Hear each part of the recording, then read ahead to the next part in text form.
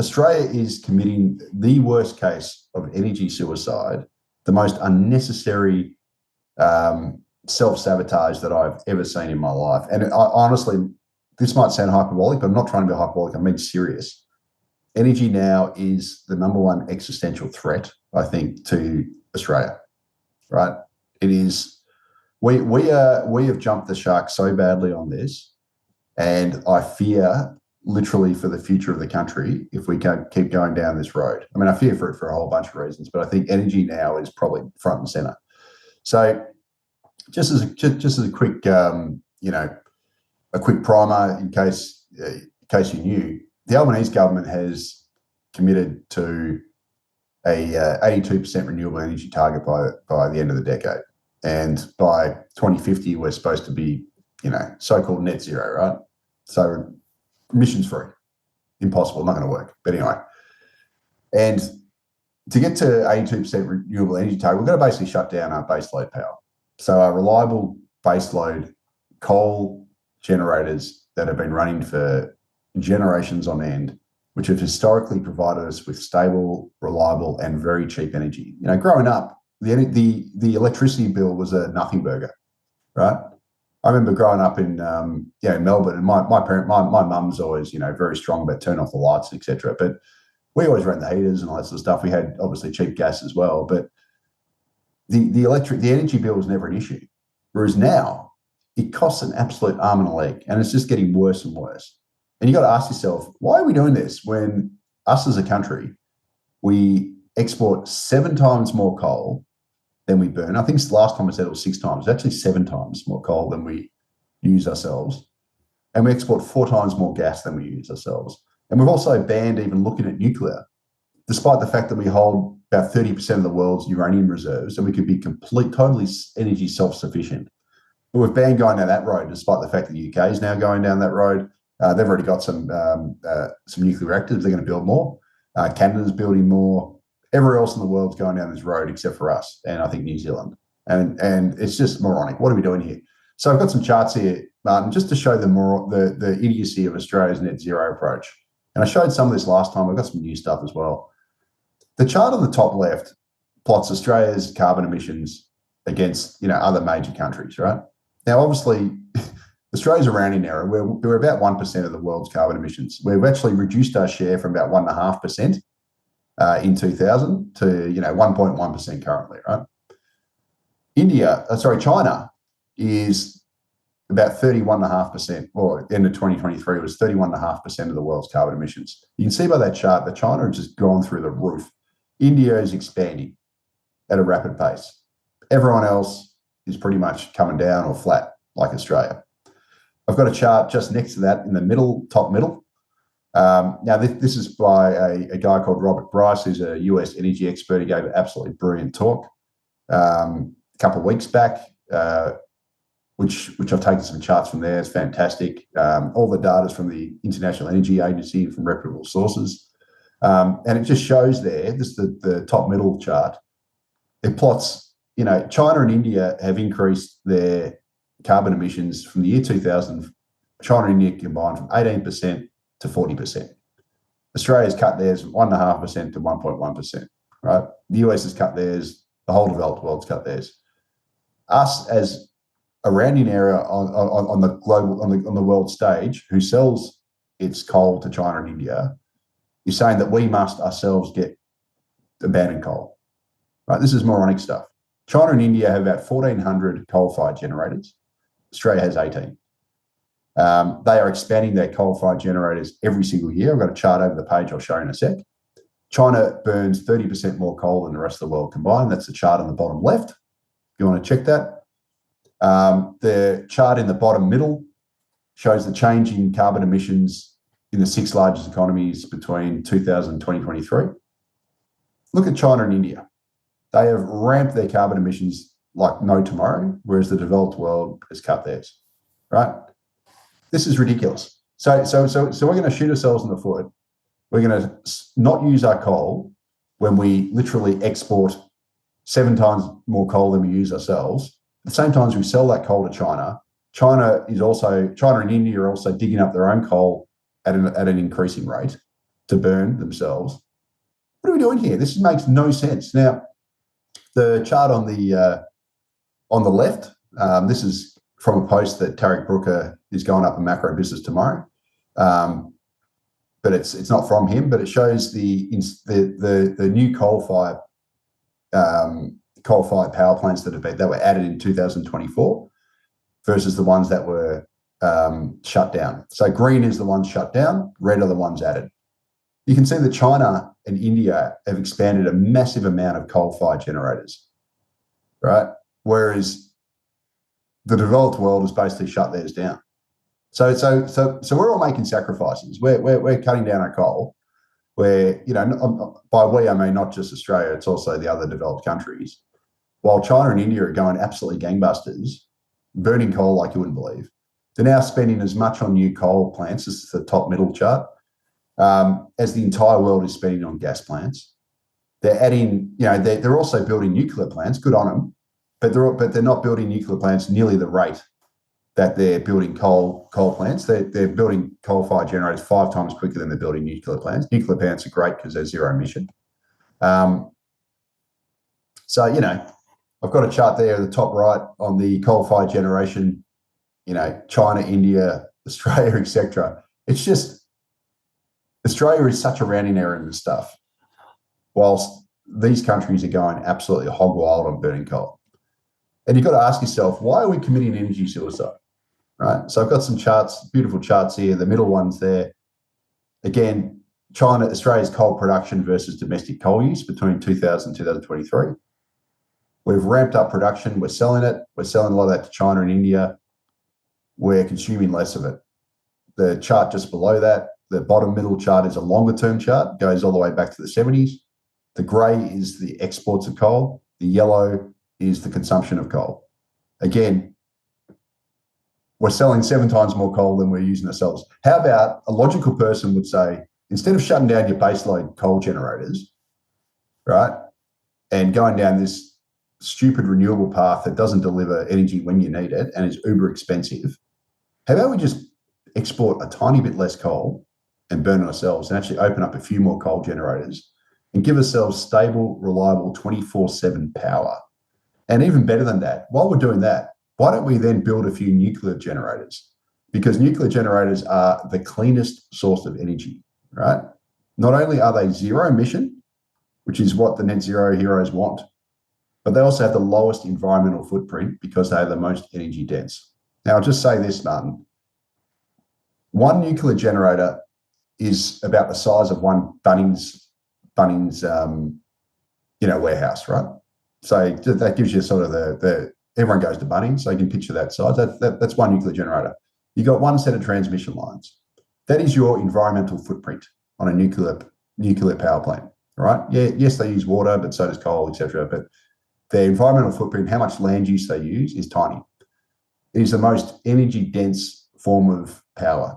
So one nuclear rod can last for, use basically, Catherine Porter, who's a UK energy expert, noted recently that if we ran on pure nuclear power, everyone's waste at the end of their life would fit into a Coke can worth of uranium. That's all it is. It's very little, right? Compare that to solar or wind turbines, which are, I guess, zero emission at the point of actually generating electricity. But to get the same amount of energy as one, say, 850 kilowatt nuclear generator or coal-fired generator, you need about 400 odd wind turbines, right? So the typical wind turbine is about 6 kilowatts. All the big new ones are about 6 megawatts each. To get 850 megawatts, to get the nameplate, which is just the capacity, you need about 140 of them. So that's, what's that, 850 divided by 6.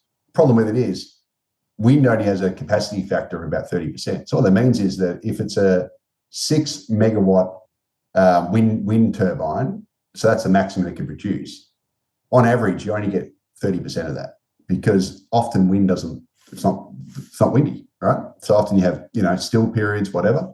So that means you actually need about 3 times as much as that to get the 850 megawatts averaged out over the year. So you need about 420 odd wind turbines. So problem is though, there's going to be periods where there's no wind anywhere. There's going to be periods where there's wind everywhere, right? So in order to get stable generation, you then need a whole bunch of battery storage and pumped hydro and all this other crap. So instead of having one generator that can do 24/7 power reliably, independent of the weather, it's dispatchable, you've got to have 400 odd wind turbines with a truckload of battery backup storage, pumped hydro and all this other crap, so you can store it when it's windy and then use it when it's not. The environmental cost of this is unbelievable because a wind turbine and battery storage, you're lucky to get 20 years out of it. So in the life of one nuclear power plant, which can last about 60 years, you need to replace this stuff 3 times. Think about all the machines and everything else that goes into all this stuff. It's not environmentally friendly. The land use is unbelievable. The Victorian government has set 8% of the state aside for renewables, right? 8% of Victoria has been set aside as land use for solar generators and for solar panels and all this other crap. The environmental footprint of this stuff is absolutely ginormous. Every single wind turbine requires a metric, whatever ton, I don't want to use the swear word, of concrete to keep the 150 metre to 200 metre wind turbine in the air, right? So you need, 20 metres by 20 metres by 20 metres or whatever it is of concrete per wind turbine. That's a hell of a lot of concrete. It needs to be reinforced. That's a lot of resources that go into each one of these things. You need to build transmission lines, a spiderweb of transmission lines for these 400 odd wind turbines just to match one coal or nuclear generator, right? You need to build trenches for the power lines because you can't run them in the air because they get chopped by the wind blades. You need to plow a whole bunch of land to put the wind turbines on, or you got to build service roads to each of the wind turbines because they have to be serviced, right? So you got to bulldoze a whole bunch of stuff to be able to drive cars out to them to then service it. Right, the environmental footprint of this stuff is unbelievable, right? So I argue, why not just burn the coal that we've got, which we sell 7 times more than we use domestically, burn a bit more of that and just stick with coal. And while you're doing that, build some nuclear generators, which are the most environmentally friendly option out of the lot. But they'll take, years to build. They're expensive up front, but they're cheap to run over the long term and they last a hell of a long time. They have the smallest environmental footprint and they are zero emission. Why isn't Australia doing that? We have 30% of the world's uranium. We're the biggest coal exporter. We've got oodles of the stuff. We export 7 times more than we use. And then we've got the gas problem, whereby we're the second biggest gas exporter in the world. And then we've made that expensive as well because we don't reserve the gas on the East Coast. On the East Coast at least, we're now looking at having to import gas, despite the fact we export nearly 3/4 of it. Like this country is so moronic when it comes to energy. We are shooting ourselves in the foot. We should be an energy superpower. We should have the lowest energy prices, other than, I'm not talking about oil here, but gas and electricity. We should have amongst the very lowest energy prices in the world. It should effectively be free, except for the cost of transport. Right? Transmission, etc. The coal and gas, because we've got so much of it. But we stuff up everything. We've given ourselves expensive energy costs. We're precluding ourselves from using the energy that we've got. We've refused to mine more of it in the case of gas and coal. Like, what are we doing here? At the same time as we're happy to flog this stuff to China and India, who just burn it anyway and burn their own stuff and are literally driving the world's rising carbon emissions. Like, it is mind-bogglingly stupid. If we keep going down this road and we keep driving up the cost of energy, every single link in the supply chain, it doesn't matter what business you're in, is going to become more expensive because energy is the bedrock of the economy, right? If you want to have a modern economy and you want to progress, you've got to use more energy. I'm sorry, that's the way it is. China is getting more powerful and richer, etc., from using more energy. It's burning more coal. It's going down the nuclear road. It's actually building out renewables as well. But the fact of the matter is, regardless, it is using more types of all types of energy. Every year, its energy use just rockets. Same with India. It recognises that its key to economic progress is to use more energy. right? By using energy, it means that instead of me having to dig a hole with a shovel, I can use a digger because I'm using hydrocarbon energy to do that instead of my own power. Like, unfortunately, like it or not, hydrocarbons, fossil fuels are the reason that we live in the societies that we live in right now, right? There is no other way around it. And for us to have some of the biggest reserves of hydrocarbons in the world and to not use them ourselves, but then are happy to sell those hydrocarbons to other people to use, it's just moronic. We should be using this stuff ourselves first, and then we can sell the rest. But, again, would it really hurt if we sold 6 times more coal than we use ourselves and use more ourselves instead of 7 times more coal? You export a bit less of this stuff, use it yourself, give yourself cheap and reliable energy. You'll actually be better for the environment because instead of having to plow the environment with wind turbines and solar farms and all this other crap that needs to be replaced every 20 years and uses a hell of a lot of land, kills lots of birds, clears heaps of trees, etc. You don't need to do that stuff if you've got baseload power with single transmission lines to a centralized source because they're so much more energy dense. Coal is energy dense. Nuclear is far more energy dense than coal, but both of them are way more energy dense than trying to harvest dispersed and diffuse wind and sun, which only work when the weather conditions are right. Like the capacity factor on solar is like 20% or something because voila, when it's cloudy, you get less, and it's only sunny for a certain period of the day. And especially winter down here in Melbourne, it's terrible. Wind, a 30% capacity factor because often you get wind droughts, you get periods where the wind level's low, etc. So for these renewables to work, they've got to have optimal conditions, right? But we often don't have optimal conditions, and you need to be able to match energy supply with demand, right? So Australia's energy use peaks in the evening when people get home from work, etc. Well, guess what? Solar's useless then, and wind only works when the wind decides to blow. So how can you base an energy system on something which doesn't match supply with demand? And the only way you can match supply and demand is to have dispatchable power that you can control that is not dependent on the weather. And the moronic thing here is, Martin, about Australia is, there's all this concern about climate change. Some of it's real. I think it's exaggerated, but, I believe climate change is the thing. But the fact of the matter is, if the climate is going to become less predictable and more unstable, why would you base your energy system on something that's going to become less predictable and more unstable? Isn't that just moronic? Like, if it's going to be less predictable and more unstable, why would you base your energy system on that? Wouldn't it be smarter to base your energy system on something that you actually have control of? And if people are that concerned about, emissions and all that sort of stuff, you've got to go nuclear.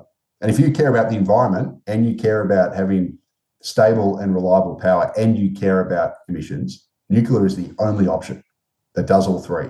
It's the only option that can give you zero emissions, can give you stable power, which you can control, it's dispatchable. You don't get that with renewables, and it's the only one that has the smallest environmental footprint because it takes a very tiny land area in one set of transmission lines versus, hundreds and hundreds of wind turbines and other stuff spread out around the land, bulldozing the land to put all this stuff, killing birds. It's just crazy, mate. Like, I can't stress enough how stupid Australia is going down this road. We are sitting on everything the world needs other than oil, so we should use some of it, right? We're happy to sell it to the rest of the world to use. Why don't we use it ourselves? It's just bonkers. Like, we should have the cheapest energy, some of the cheapest energy in the world, and guess what? If we did that, we would actually have a manufacturing sector. Quenos wouldn't have shut down if we had cheap energy. Oceanic Glass wouldn't have shut down if we had cheap energy. We'd have a whole bunch of other manufacturers that would still exist. It'd be cheaper to build homes here because Brickworks, which builds bricks that go into homes, their costs have gone up because of high gas prices. So if the cost of bricks goes up, it increases the cost of building housing. So this high energy cost just feeds into everything across the whole production line. It feeds into your cost of living. It feeds into inflation. It is the everything problem that is facing Australia. And the sad thing about it is, Martin, we shouldn't have to deal with this because unlike the UK, unlike a lot of European countries, unlike a lot of Asian countries, we have everything except for oil.